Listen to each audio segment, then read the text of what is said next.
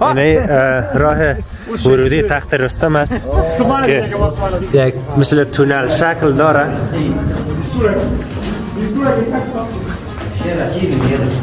بسیار به شکل قدیمی و معماری های قدیم جور شده.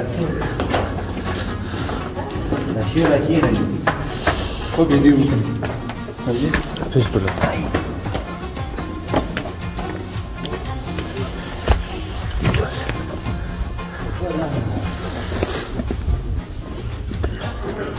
این راه دیگهش هست، دو راه داره، یکی از بالا و دیگه از پایین.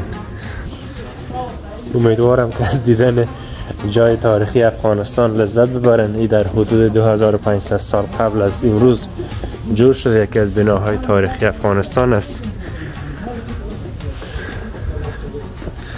اینجا که میبینین کلا سنگ یخلود است، یعنی کدام طبقه و چیزی در بینشان وجود نداره. هم تو سنگ حفر کاری شده، کندن کاری صورت گرفته با 4 طرفی هم سنگ همون قدر فاصله داره.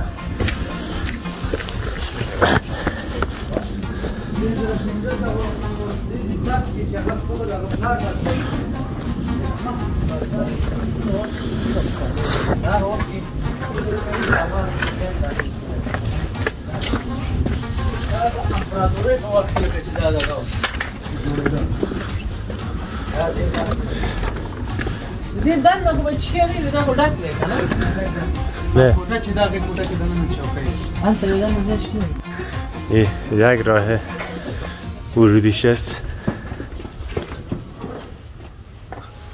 و دیگه راه ورودی یعنی این طرف است.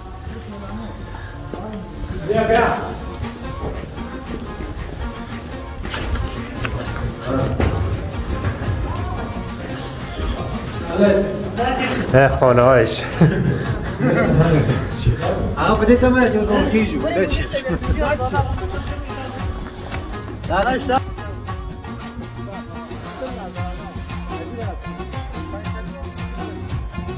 بگشه.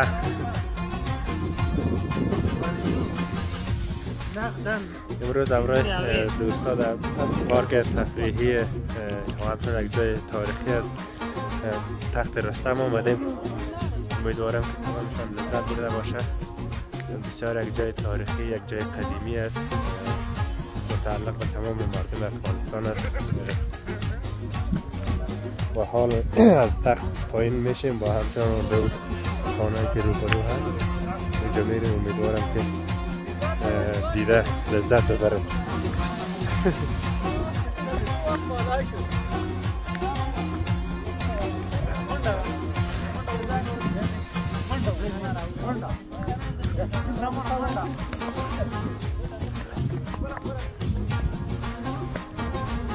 البته نظر به گفته بعضی اسناد و جزای مدارک تاریخی در حدود 3500 سال از جور کردن تا الحال گذشته که بسیار یک بنای تاریخی، بنای قدیمی در اون وقت و ابزار و وسیله که الحال وجود داره در اون وقت وجود نداشته و تا الحال ما نمیدانیم که امروز چی این همه کوه سخت سنگیره اینا کندن کاری کردن و حفر کردن و هر کدامشان خانه های مشخص جور کردن و تمام چیزشان جداگانه بودن. به اصطلاح امروز آشپزخانه و خانه مهمان و حمام و همه مشخص در داخل همه کوه وجود داره. این سرخهایی که بالا را میبینیم هوا در آمد است، هوا از این قسمت وارد اتاق میشه، همچنان روشنی و هوای گرم سر. سورای چیده؟ سورای خیر میبینید پاس سورای پاس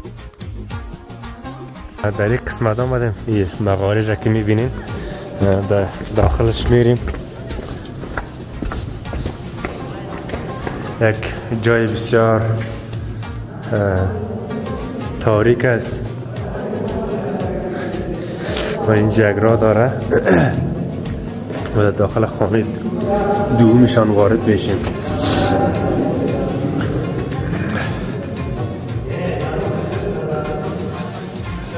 و این یک بنای بسیار قدیمی است که از بالا روشنی می آید.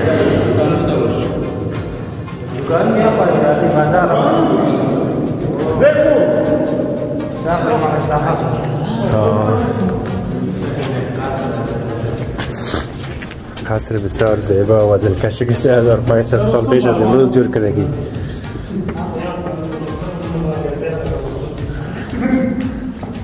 فرکاری بسیار خطرناک است. از طرف را داره، از طرف را داره.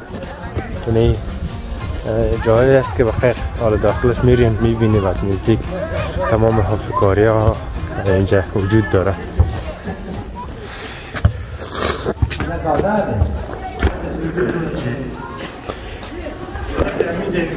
و این را که میبینین تمام با گفته همه مردم های محل یه هر کدام یک دکانچه بوده که اینجا خرید فروششون در بهار و زمستان و تابستان و این وقتا صورت میگرفته که از معماری بسیار بالای برخوردار است.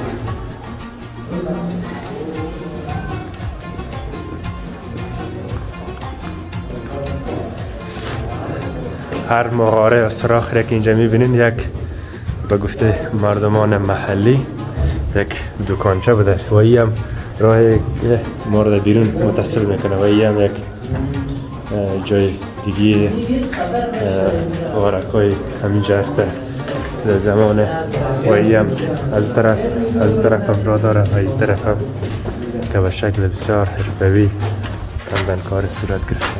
نه طالبان دفعه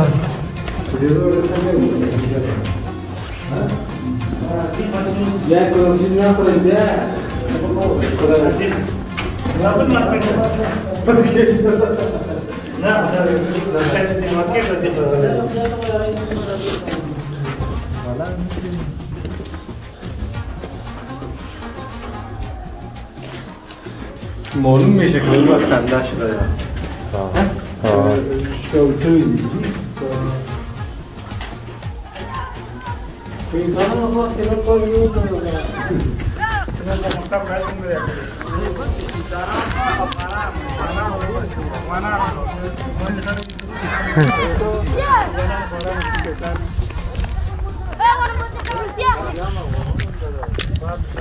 و این جای دیگه اما قصر رستم است که به خدمت شما تقدیم می‌داریم.